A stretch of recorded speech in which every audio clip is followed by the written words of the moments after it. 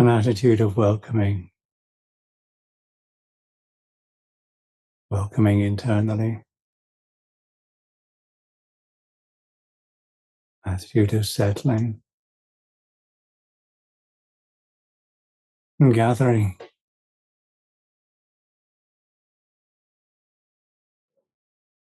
and giving the time and the space, this time, this space, this now, this here. This is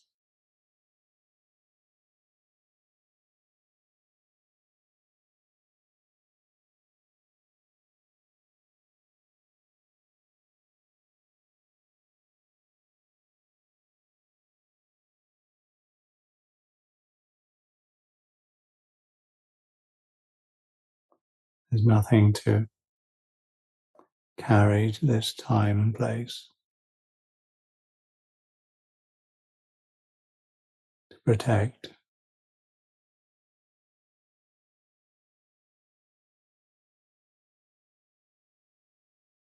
nothing to get or to gain. To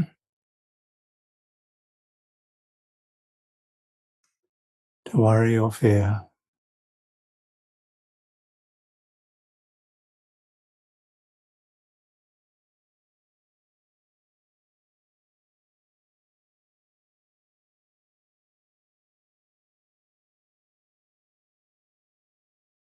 And body,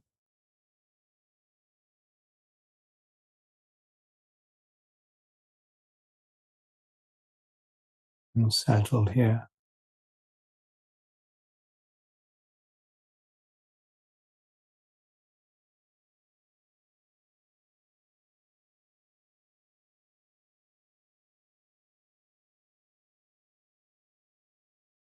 The experience, the sensitivity is connected here and now.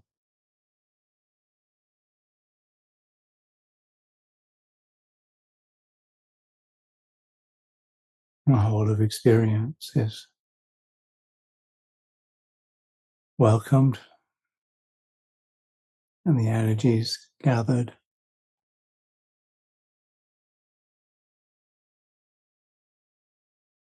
now and here.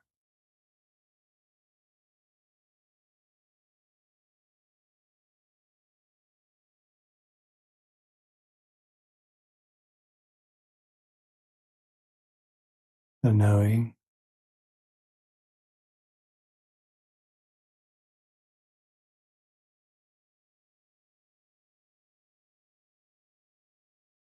reconnecting with a sense of well-wishing.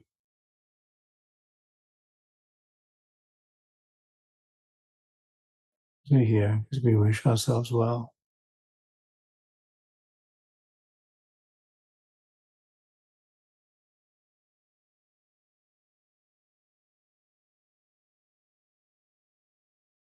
Reconnecting with the capacity to give and receive.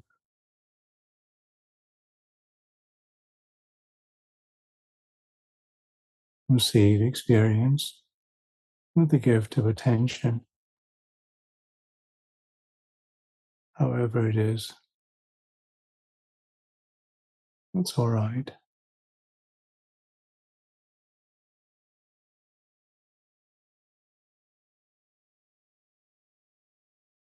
This is the moment.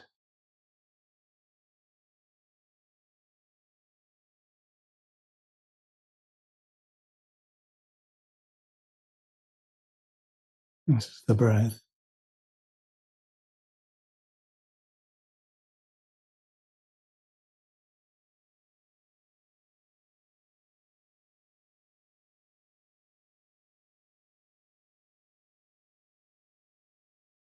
The in-breath is like this, given by the universe, received in attention, in the gift of life to life.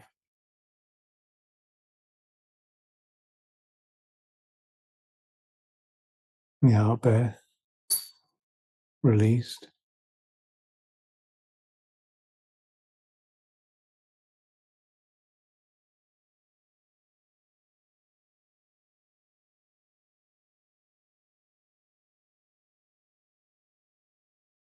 Given back. And the gift of attention. The gift of knowing this knowing.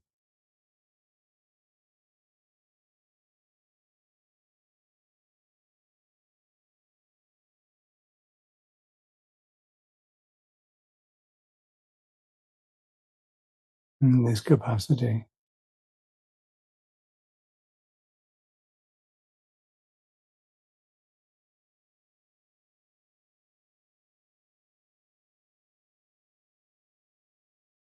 in this goodwill,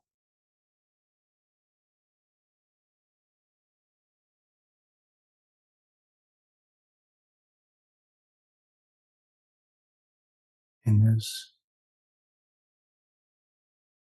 inquiry or openness to what is this,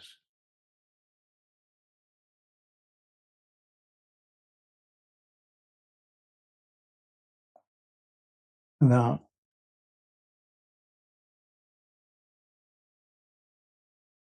fixing or demanding that it be whatever other than what it is, before naming, before classifying, before limiting.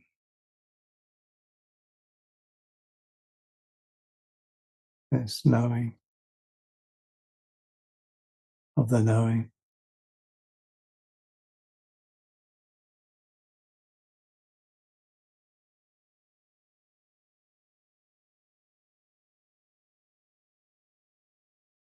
The stillness,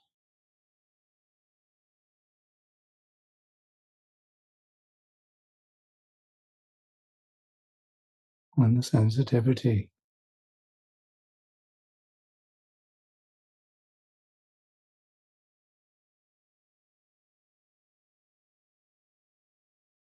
In the silence and space.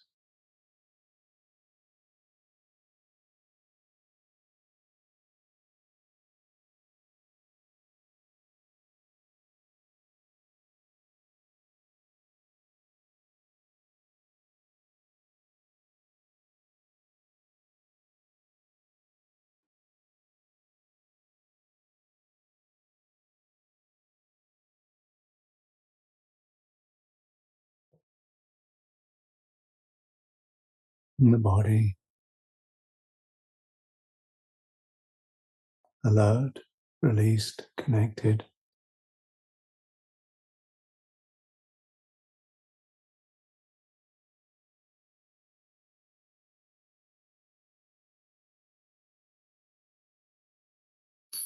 The experience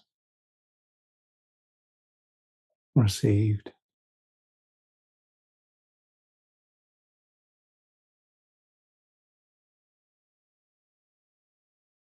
the response released.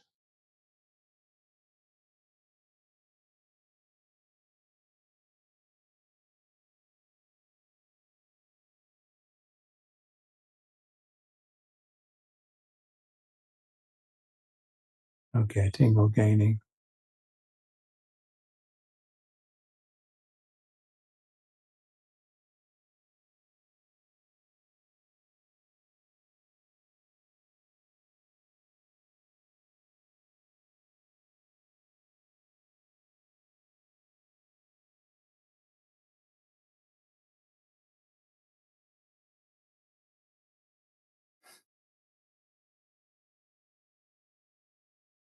Just this.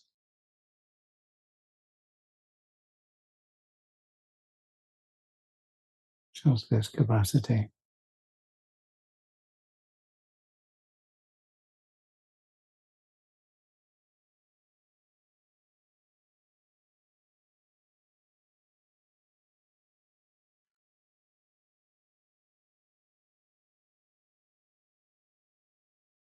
And sensitivity with the stillness.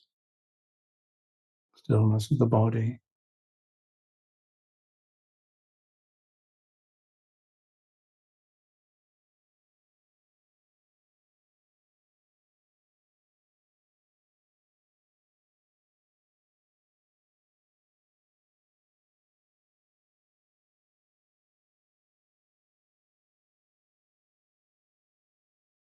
Which allows a certain patience and tolerance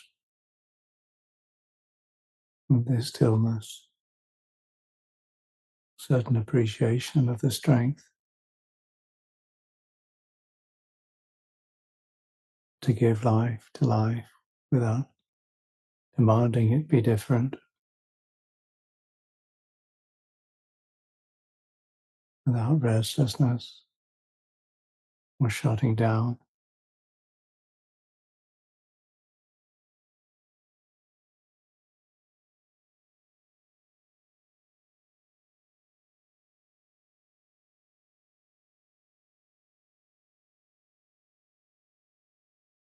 And the stillness and neutrality and ease of knowing.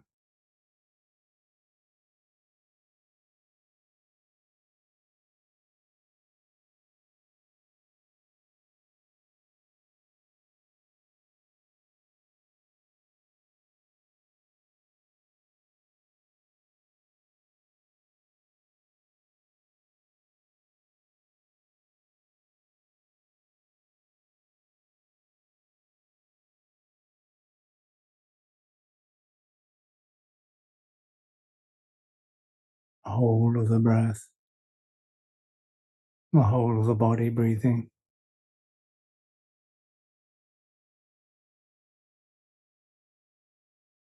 In the knowing,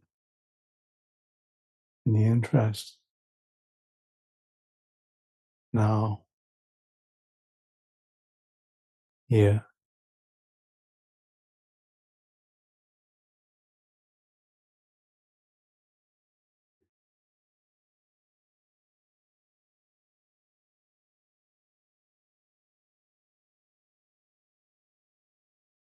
And there's the impulse to move, then pause and think clearly. I move out of compassion for the body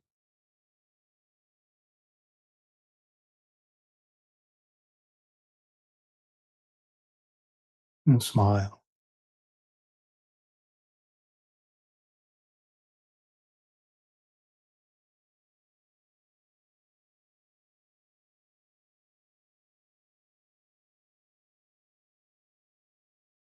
To give time and space to knowing,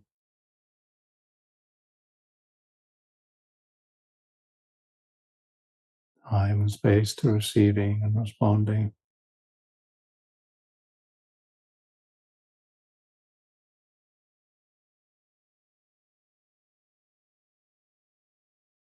Time and space, giving life to life.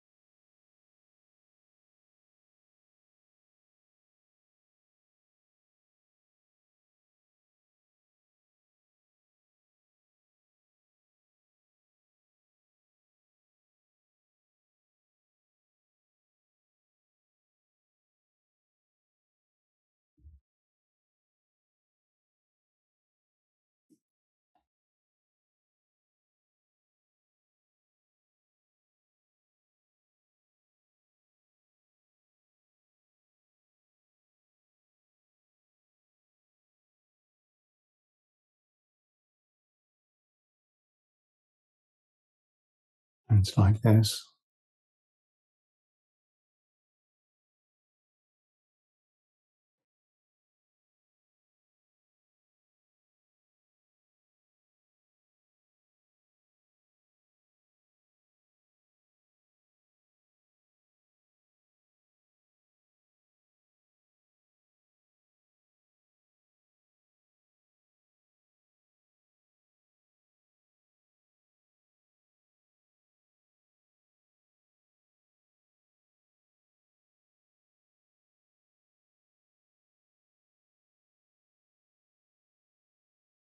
The whole of experience, the whole of life, this moment.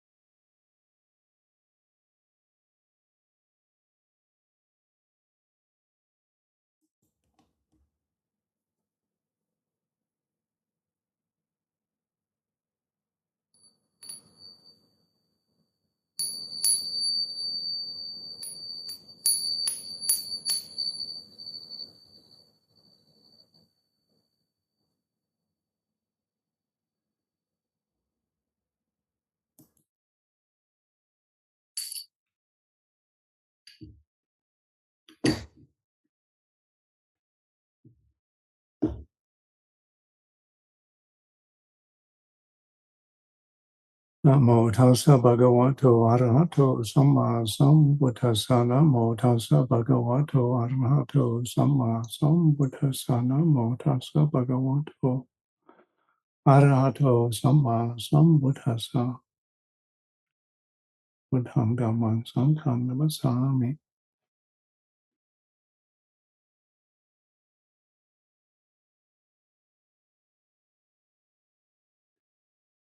It's a little bit of the practice of right view.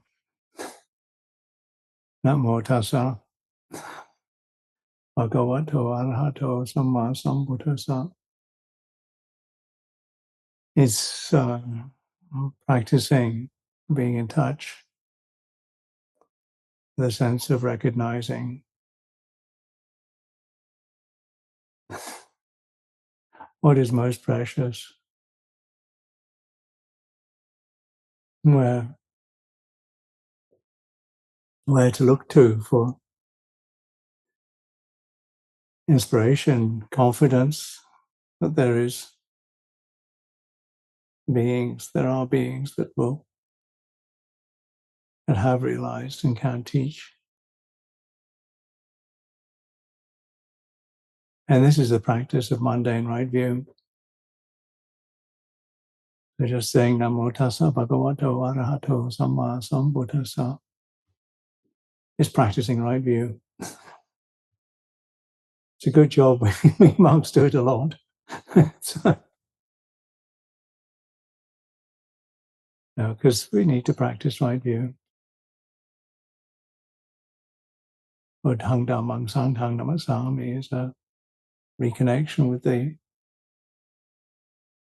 triple gem. And as many of you know, I take refuge in the Buddha, I take refuge in the Dhamma, and I take refuge in the Sangha. This was the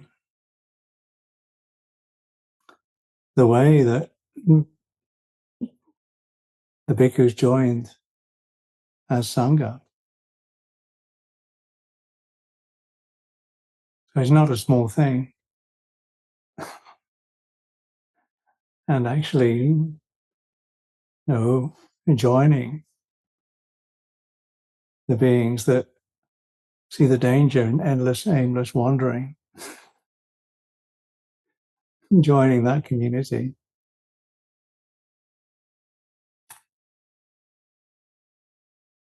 That no longer living according to worldly aims and values, no longer living according to the 8 worldly winds, finding a stability that's not going to be blown around by pleasure and pain, gain and loss, praise and blame, fame and disrepute. And this is, it's not that they won't be experienced, but they don't need to be things that blow one off course or upset the security in the triple gem.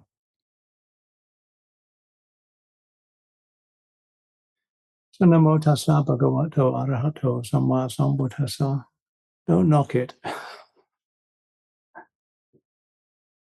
Don't feel it's just a little thing that you have to do before you do something. Don't feel that the acknowledgement of the refuge in the triple gem is somehow a small thing, because it is a practice of wisdom. It is a practice of wisdom. And wisdom, when exercised,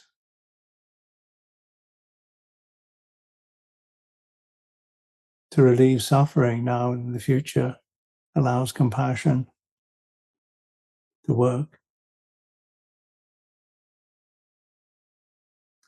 And, I recognize that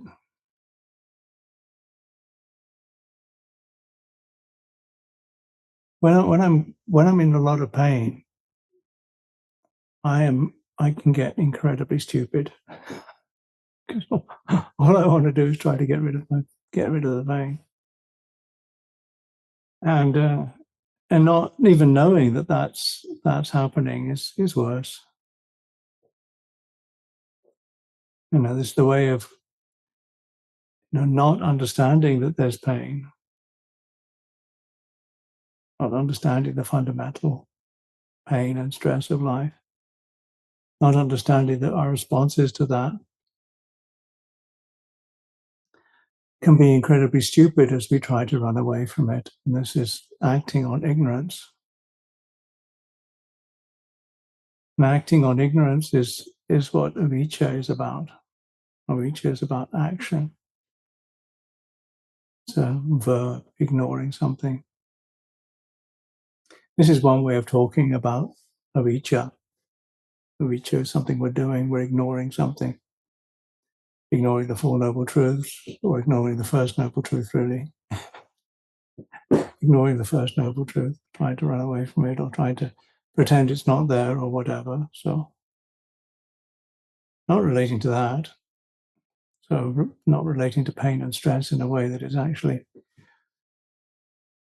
sensible, because it's too painful and too stressful. I know how that feels. When I don't, that's why we need a doctor. Sometimes we can't fix things because we need a doctor. A doctor is a little bit more detached. Then, of course, the doctor can offer us medicines or offer us things to do, or whether we do them or not is something else.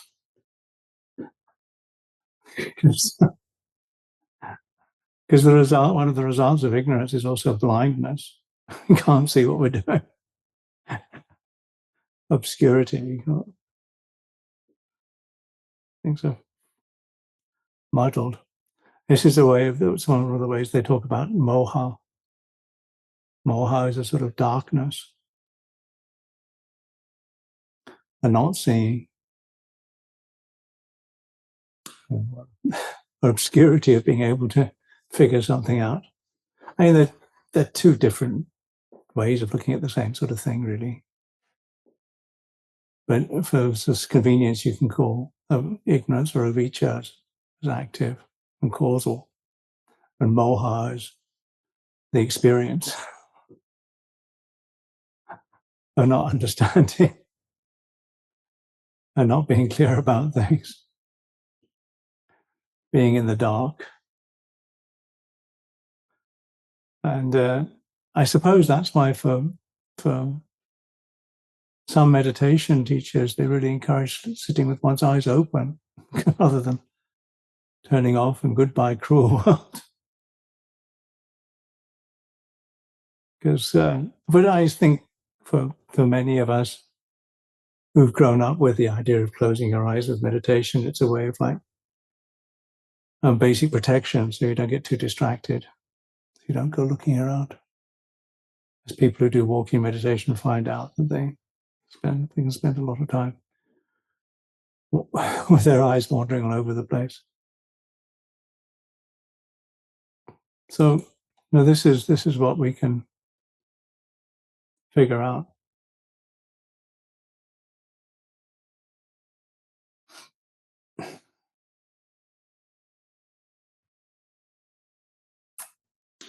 The results of the darkness, the results of ignorance, are a sense of inadequacy, which manifests as greediness,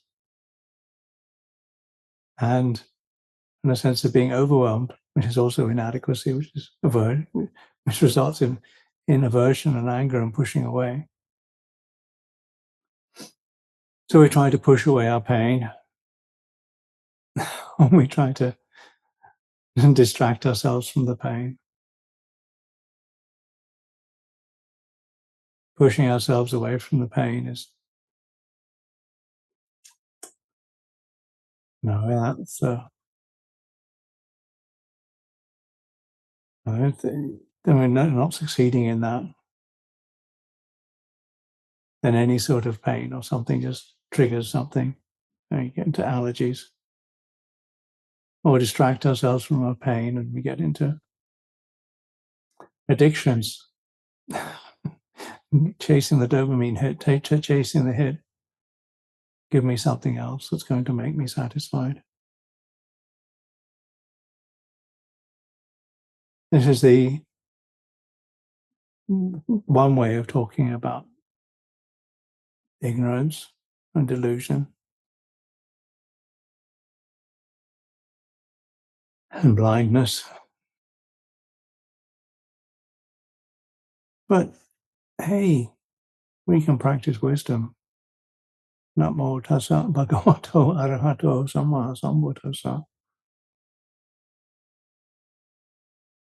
There is Buddho. There is the knowing. And a tiny bit of light in darkness has an incredible effect. Yeah, bright lights have other effects as well, which is also good. Sometimes you do need bright and clear light, but just a tiny bit of light has an incredible effect. One of the things that a tiny bit of light can show is, boy, there's more darkness. and that's helpful to know that you don't know. I can see a bit, but I can't see everything yet. And that's incredibly helpful. It's humbling, but it's helpful. And it's okay. How to bring a bit of light into this darkness.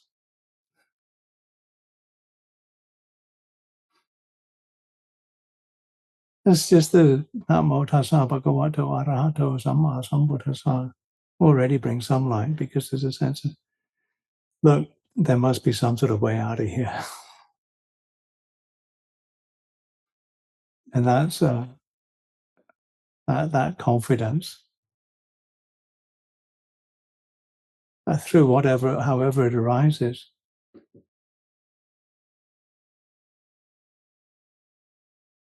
is precious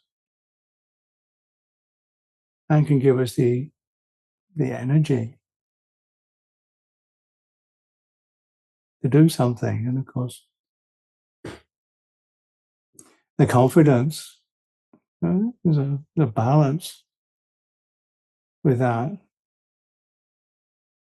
Because just doing something is not necessarily enough. You have to figure out what to do. What's the right thing to do? And that's part of that, is thinking, well, I don't quite know what to do, but I'll try this and see what happens. And the seeing what happens, of course, brings more light.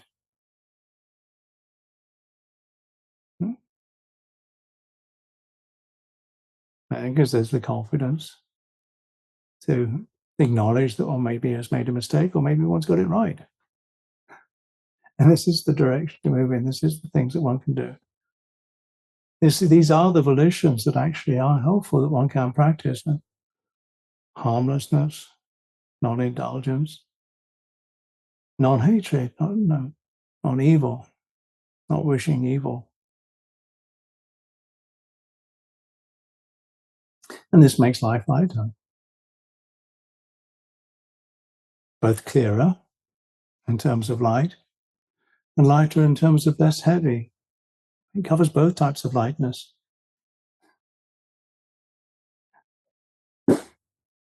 So from Namo Tassa to enlightenment, through moha, through the darkness, through acknowledging the darkness, acknowledging the ignorance that we're doing, and stopping. That's why such a simple thing as stopping and sitting is so important, because it's like, oh, or just walking, or just a sense of, oh, what is happening now?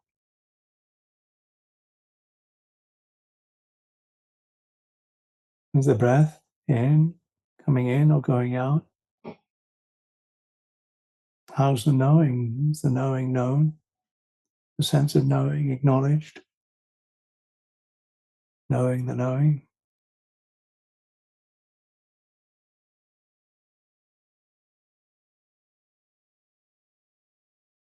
The breath received. You don't really have to take a breath. You just have to receive it. You don't have to steal it from anywhere. If it's not given, you won't have it, I'm afraid. Breath is given. And you can't hold it. Sorry. Can't hold it for long. You have to release it.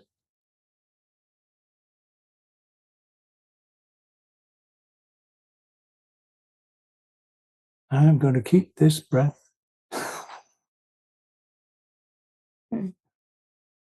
Won't work, I'm afraid. And then the whole experience of the body and the mind. A whole sensitivity, which is so often ignored. And ignorance. Ignoring something is ignorance. And ignorance, the effect of ignorance is darkness and heaviness, obscurity.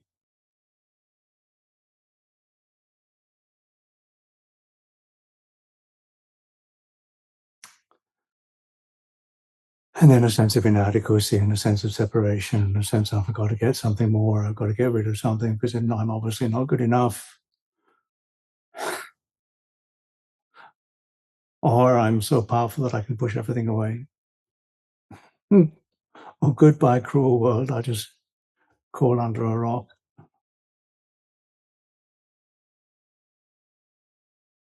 I don't know.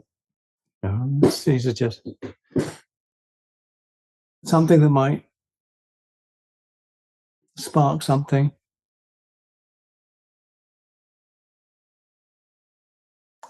Sparking something might catch hold of something, might give you some light. Or maybe not. But it's knowing, it's the knowing that will release. It's the knowing that will liberate. It's the Buddha that will, is the refuge.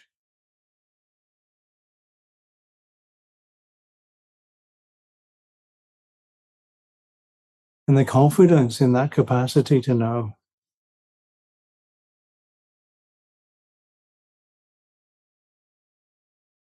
And confidence.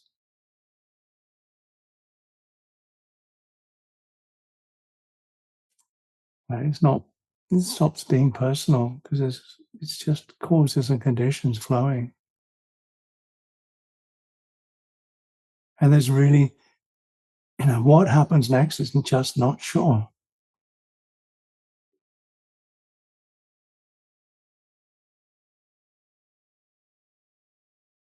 Too many people in too many lives have been shown in so many ways that what happens next is not sure.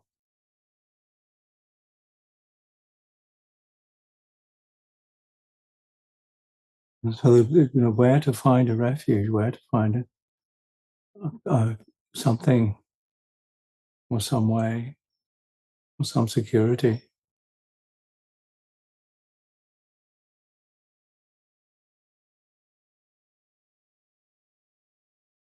And how to allow that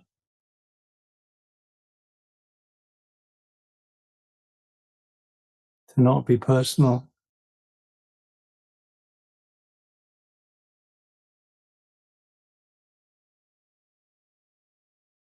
It's like the other day, somebody was talking about going around places and trying to find somebody who give them or show them something. What they should do or what they could do, or give them some sort of inspiration or give them some sort of something. And I somehow something, I think if you're doing that in your whole life, you're always going to ask for something from somebody and you're always going to be disappointed. You're always going to be disappointed because you've come from a sense that this person's going to give me something, or I'm going to get something out of this. And my experience of that is that I just feed the sense of inadequacy.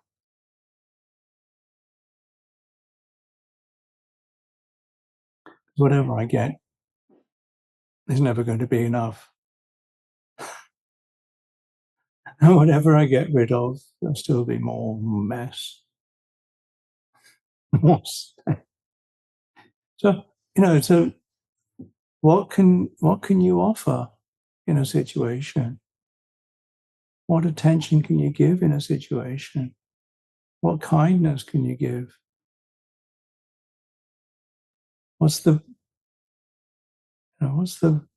And can you give yourself the Dhamma? Because that's the highest gift. Give yourself the Dhamma.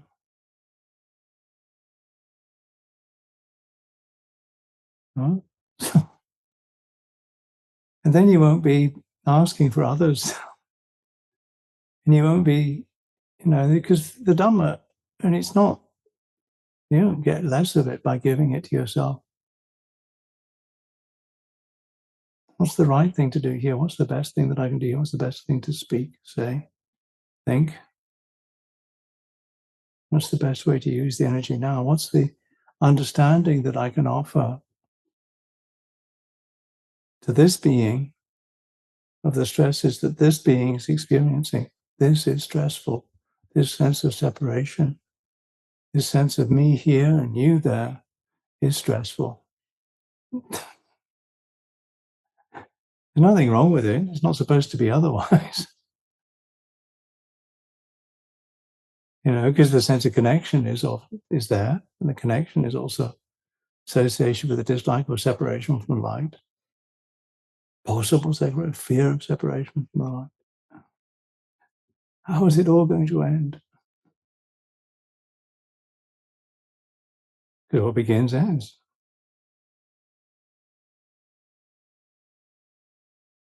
This is the nature of it. The ending is uncertain. The time is uncertain. The power cuts are uncertain. The way things are is just uncertain.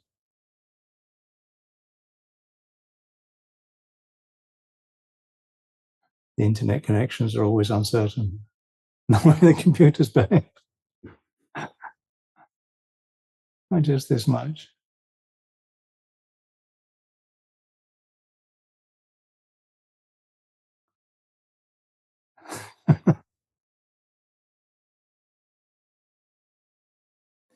So we breathe, keep breathing.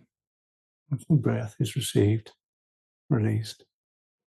The whole of the body is experienced. The expectations, hopes, and fears. It's just as much in this moment. And the knowing is the light. And this light is not mine or yours or anybody's. It just is. And it doesn't need to be ignored. There's the strength to know in the sensitivity of life. Because life is sensitive. It's the nature of life to be sensitive.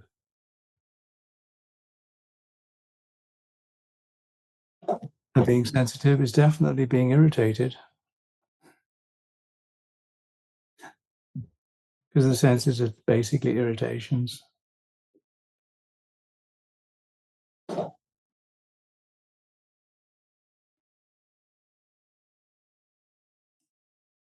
There's just this much.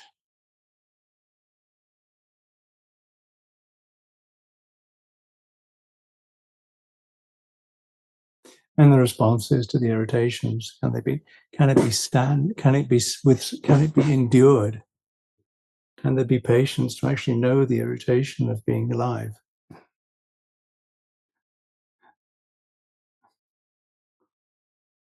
Oh, that's fair. I think the way to deal with it is to obviously give a sense of acceptance and a sense of doing something to relieve suffering now and in the future, a sense of joy at any goodness, and the serenity to deal with just this much.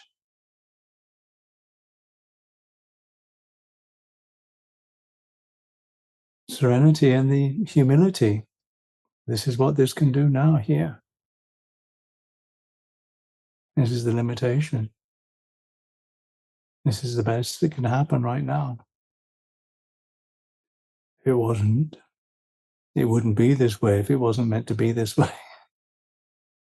And even the ignorance is just this much, even the moha is just this much. And the continuity of this, the sustaining of this, the sustaining of the energy gathered in this investigation, in the mindfulness in this moment, the sustaining of this attention, sustaining the gathering and the collectedness in this moment. The freedom from the doubt of not knowing what to do about this knowing right now. There's neither restless, nor switched off, nor caught in fantasy or in recrimination and wanting to get rid of.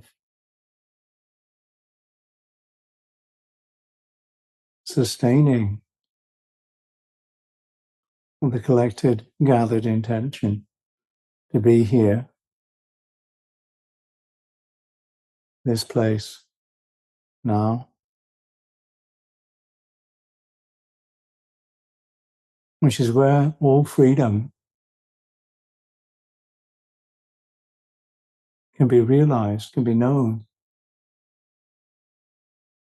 Freedom from confusion, freedom from action out of ignorance, freedom from delusion, knowing that this is just a little light. There are beings with little dust that'll let the light, you can maybe see, that are not obscured. There are moments when there's no obscurity. There are moments of light.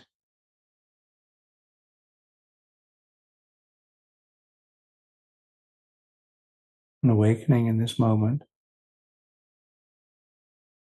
is impersonal. It's just the way that it is.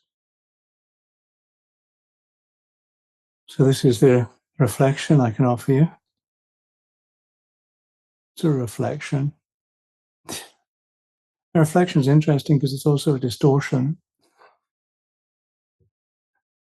Now, all mirrors are not, mirrors are strange because they don't show you what is, they show you a reflection of what is. And reflecting on things doesn't show you what is. It's just a reflection. The realization is here. I'm pointing to here, but where is this? Where is this anyway? It's now. It's present moment. This time.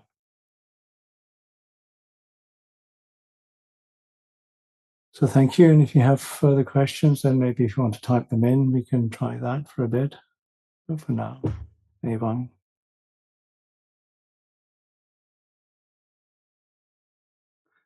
Oh, thank you, Suzui. 2 questions for Ajahn tonight. How to guard one's senses while living and associating with others, especially at work with the family.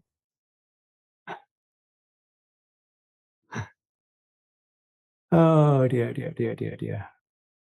Yeah, you're back at work and you're back with your family and you're wondering how to protect yourself.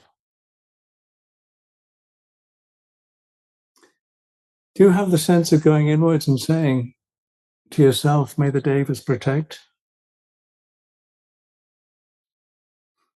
as much as they can, and give it a smile, because they may not be around. So don't take it too seriously.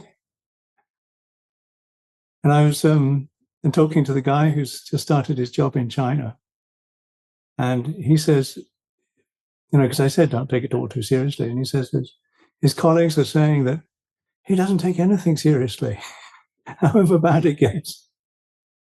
So he's getting on okay. And I think, well, if he can do it in a strange place, thousands of miles from where he's ever lived in his life, you should be able to do it. And as far as his family is concerned, they're the other side of the world. So he has to give up concern about those. But the sense of don't take it all too seriously. It's all a joke anyway. It's all a colossal mistake getting born. So, so you might as well not take it too seriously.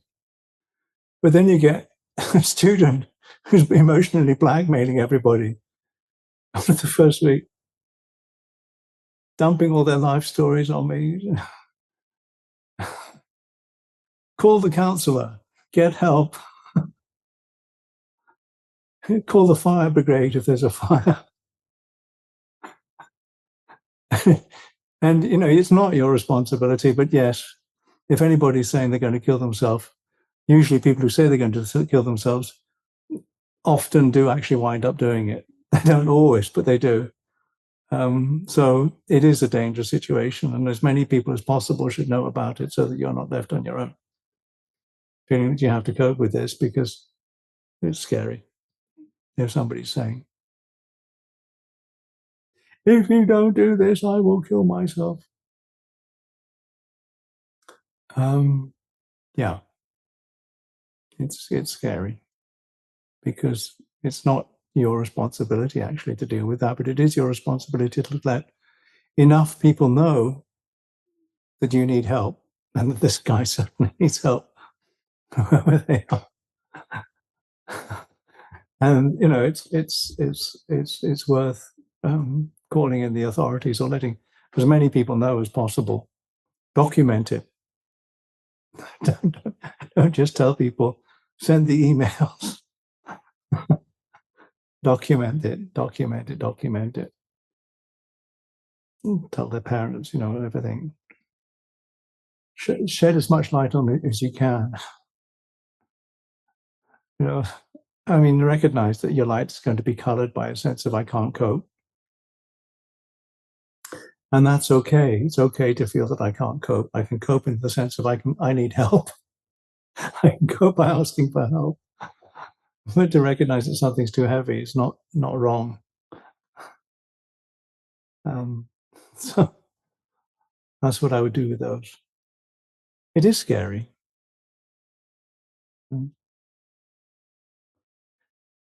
Can you help me understand the difference between the practice of vipassana and samatha meditations?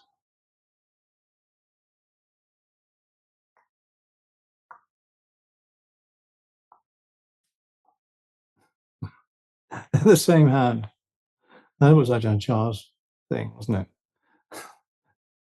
You have to be calm to have some insight. And you have to have some insight to have some calm. So, if samatha is calm and vipassana is insight, they're going to go together, aren't they? You're going to have some calm to have some insight, and you're going to have some insight to have some calm, because you're going to have to notice where it's not calm in order to figure out how to calm things down. And you're going to have to calm things down in order to have some insight. So you start by sitting down and stopping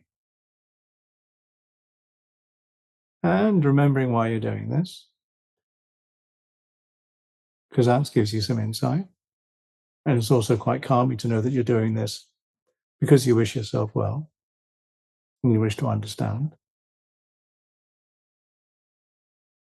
So that's quite calming, and you've attached and you've got some insight. So that's the start of samatha and vipassana. And you go from there. you notice the five hindrances, and you use the 7 factors of enlightenment to investigate the 5 hindrances.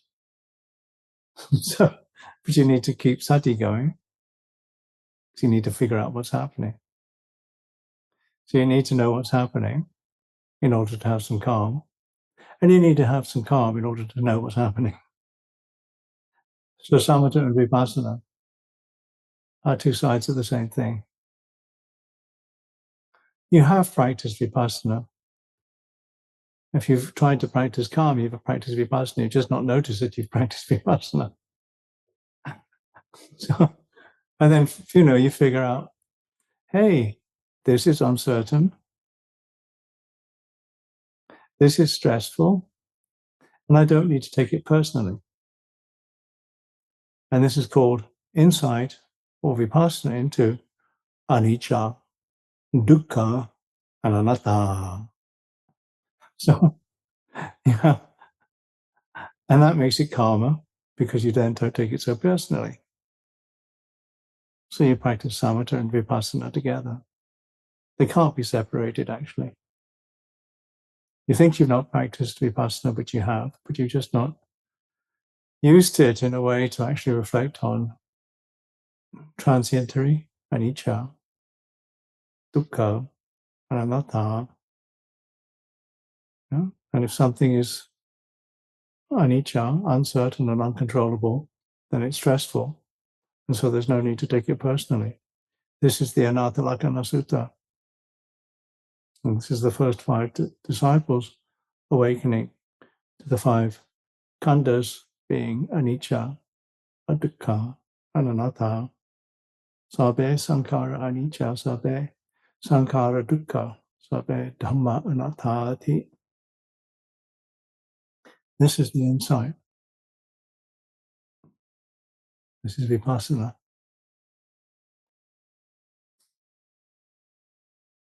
So when something happens, then where is it not happening? What knows what's happening? And then we will notice what's happening is stressful, is changing, and is not personal. That's vipassana.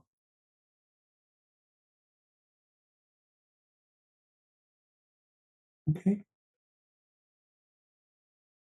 Samatha, Vipassana. Samatha, Vipassana.